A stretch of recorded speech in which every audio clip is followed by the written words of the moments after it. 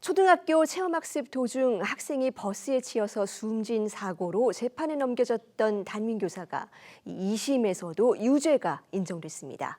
다만 선고유예 처분으로 교직 생활은 이어갈 수 있게 됐는데요. 학교 현장은 판결 내용에 반발하고 있습니다. 먼저 영상 보고 오겠습니다.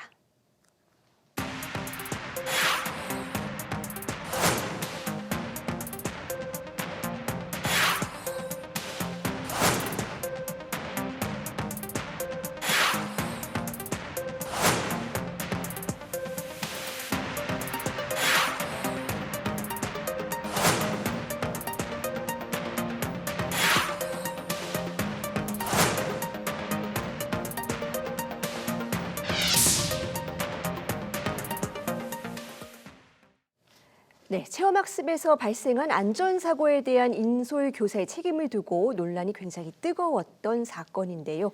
이번 판결의 배경과 의미에 대해서 취재기자와 자세히 짚어보겠습니다. 자, 송성 기자 어서 오세요. 안녕하십니까. 자, 먼저 이 사건의 개요부터 간단히 살펴보겠습니다. 3년 전에 있었던 일이죠. 예, 맞습니다. 지난 2022년 11월 강원도 춘천의 한 초등학교 6학년이 이제 속초시 한 테마파크로 현장 학습을 떠났는데요. 사고는 테마파크 주차장에서 일어났습니다. 한 학생이 주차장에서 내려서 테마파크로 이동하던 중 움직이던 버스에 치여 숨진 건데요. 사고 이후 검찰은 학생을 친 그 전세버스 기사에게는 교통사고 처리 특례법 위반 치사 혐의를 적용했고, 동시에 담임교사와 인솔 보조교사에게는 업무상 과실치사 혐의로 재판에 넘겼습니다. 교사들이 학생들의 안전을 확보하기 위한 최소한의 주의 의무를 다하지 않았다는 게 검찰의 판단인데요.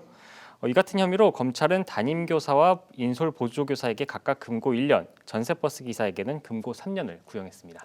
네, 일단 1차적으로는 버스 기사에게 가장 큰 잘못이 있기는 한데 교사들도 역시 책임이 있다고 본 겁니다. 1심 판결 어떻게 나왔을까요? 네, 사건 발생 2년 3개월 만인 올해 2년 선고된 1심 판결에서 법원은 담임교사 A씨에게 금고 6개월의 집행유예 2년을 선고했습니다. 담임교사가 학생들이 버스에서 하차한 후 그 목적지까지 이동할 때 교통사고 등 위험에 처하지 않도록 안전하게 인솔할 업무상 주의 의무가 있지만 이를 다하지 않았다고 본 겁니다. 인솔할 거리가 최대 30m인데 인솔하는 학생들의 나이와 활동성 등을 고려할 때 일부 학생이 대열에서 이탈하는 경우는 충분히 예상할 수 있었던 겁니다. 또 타고 온 버스가 임시 정차한 상태였기 때문에 곧 차량이 움직일 걸 예상할 수 있었는데도 주의를 기울여 학생들을 인솔하지 않았다고 판단했습니다. 다만 인솔 보조교사는 그 역할이 명확하게 정해진 것은 없었던 것으로 보고 무죄를 선고했는데요. 버스 운전기사에 대해선 금고 2년형을 선고했습니다. 검찰과 담임교사 모두 1심 판결에 항소했고요. 이번에 그 항소심 결과가 나온 겁니다. 네, 2심 재판부 판단이 1심과 조금 달랐습니다. 어떤 판결이 내려졌습니까? 네, 2심 재판부는 담임교사 A씨에 대해 업무상 과실치사 혐의를 인정한 1심 판단은 정당하다고 보고 금고 2개월형은 유지했습니다. 다만 집행유예 2년에서 선고유예로 다른 판결을 내렸는데요. 선고유예란 가벼운 범죄를 저질렀을 때 일정 기간 형의 선고를 미루는 판결로 선고유예를 받은 날로부터 2년이 지나면 면소, 그러니까 공소권이 없어져 처벌하지 않게 됩니다. 교육공무원법상 교사가 금고 이상의 형을 선고받아 확정되면 당연퇴직 처리되는데요. 이번에 선고유예를 받음으로써 A씨는 교직을 이어갈 수 있다는 게 가장 큰 차이점입니다. 재판부는 학생 사망 사고는 피고인인 담임 인솔교사의 과실 외에 버스 운전상 과실도 있고 피고인이 유가족과 그 합의한 점 등을 참작했다고 판단했습니다. 이번 판결의 의미에 대해서 전문가의 설명 잠깐 들어보겠습니다. 네. 집행유예와는 다르게 선고유예 같은 경우에는 전과 기록이 남지 않고 그 교사 신분상의 다른 불이익들도 최소화할 수 있기 때문에 재판부에서 부득이 유죄는 인정하지만 교사에 대한 다른 불이익을 최소화할 수 있는 그런 방안을 고심한 것으로 보입니다. 네, 버스 운전기사에 대해서도 유가족과 합의한 점을 참작해 1심 금고 2년형에서 금고 2년의 집행유예 3년형으로 감형했고 보조 인솔교사는 무죄를 선고한 원심 판결이 그대로 유지됐습니다. 네, 그러니까 여러 가지 사정을 감안해서 교사직은 유지할 수 있게 해주겠지만 유죄는 유죄라고 본 겁니다. 이 현장 교사들 반응은 어떻습니까? 네, 말씀하신 대로 유죄는 유죄로 판단했기 때문에 그 교사들 역시 격양된 반응을 보이고 있습니다. 온라인 커뮤니티를 보면은 교사 커뮤니티를 보면 교사가 무슨 죄냐, 또 이제 현장 체험 학습은 못 가겠다 이런 반응들이 줄을 잇고 있습니다. 실제로 지난해 이 사건이 알려지면서 상당수 학교들이 현장 체험 학습을 취소하거나 재검토하는 일이 있었는데요. 교원단체들 역시 이번 판결에 대해 당연퇴직에서 벗어난 건 다행이지만 법원이 유죄를 인정한 데에서는 깊은 유감의 뜻을 밝혔습니다. 네, 그렇다면 이번 판결에 대한 현장의 의견 직접 들어보도록 하겠습니다. 강원 교원단체 총연합회 장재희 회장 전화로 연결되어 있습니다. 회장님 안녕하세요. 네, 안녕하십니까. 강원교총 회장 장재입니다. 네, 이 강원도의 학교에서 3년 전에 일어났던 사건입니다. 결국은 교사의 잘못을 인정했는데 판결 어떻게 보셨습니까? 네, 이번 판결은 2022년 11월에 실시된 속초 현장 체험학습 도중에 발생한 사망사고 관련 항소심 판결이었습니다. 다들 아시다시피 1심에서는 금고 6개월의 집행유예 2년을 선고받았었는데요.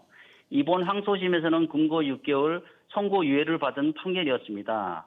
이 판결로 교사가 교직을 유지할 수 있게 된 것은 다행스럽지만 매우 안타깝고 유감스러운 판결이라고 말할 수밖에 없습니다. 이번 판결을 보면서 교사의 책임은 도대체 어디까지인가라고 물어볼 수밖에 없는 판결이었습니다. 정말 교사가 수십 명의 학생들을 인솔해서 현장 체험학습을 진행하는데요. 버스 운전기사의 과실로 인해 발생한 대체 불가능한 상황에서도 교사에게 전적으로 책임을 물었다는 것은 사법부가 교육 현장을 이해하지 못한 오판이라고 생각합니다. 네, 지난 3년간 굉장히 논란이 뜨거웠던 사건이죠. 일선 교사들이 이 무죄 탄원서를 모아서 제출을 하기도 했는데 이 판결 듣고 이 교사들의 반응은 어떻습니까? 네, 학교 현장의 선생님들도 1심 판결 때와 동일한 반응입니다. 선고유예를 통해서 교사직을 유지했다는 안도하는 마음이 있지만 결국은 유죄 판결을 받은 것이기 때문에 현장의 교사들은 우리도 언제든지 잠재적인 범죄자가 될 수 있다는 불안감으로 매우 혼란스러운 상황입니다. 이러한 상황 속에서 어떤 선생님이 현장 체험학습을 자유롭게 갈 수 있겠습니까?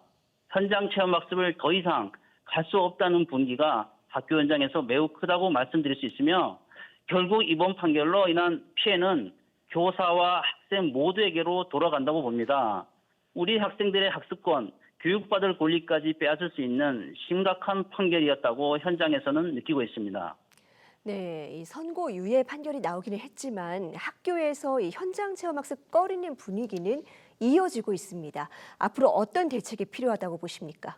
네, 대책은 여러 개가 있습니다. 첫 번째로는 개정된 학교 안전법만으로는 충분히 교원이 면책될 수 없다는 우려가 있는 만큼 교원이 실질적으로 보호받을 수 있는 명확한 면책 요건과 기준이 관련 지침에 반드시 담겨야 한다고 봅니다. 두 번째로는 교육활동과 관련된 민형사상 소송에 대해서는 국가가 소송을 대리하는 소송국가책임제를 제도화해야 하며 이 같은 제도가 마련되기 전까지 교원 동의 없는 현장체험학습은 그 누구도 강요하지 말아야 할 것입니다. 마지막으로는 제도적으로 개선해야 할 사항이 많이 있지만 안전한 체험학습을 위해 안전 인력 확보를 의무화하고 충분한 예산과 행정 지원을 교육당국은 제공해야 합니다. 교사가 안심하고 교육할 수 있는 환경이 보장되어야 학생들의 배움의 기회도 확장될 수 있습니다. 정부와 국회, 교육당국은 현장 교사들의 절박한 목소리에 응답해 주시길 간곡히 요청드립니다. 네, 법원 판단은 나왔지만 이 체험학습 둘러싼 불안과 혼란은 진행형인데 하루빨리 학교 현장이 안심할 수 있는 대책이 마련돼야겠습니다. 회장님, 오늘 말씀은 여기까지 듣겠습니다. 감사합니다. 네.